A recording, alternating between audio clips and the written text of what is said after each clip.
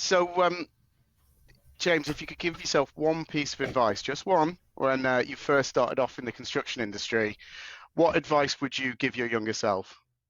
I'd probably, as I've alluded to earlier, there's a lot of procrastination on my account, on my part of, what sort of direction. And it's like, it's probably the hardest decision you make in your life, isn't it? Where do you want to go? What do you want to do?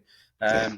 And maybe I clung on to the dream a little bit too much, where I should have got in here a little bit sooner. So yeah, maybe I came to the table a little bit later than I could have done, and progressed a little bit further down the line.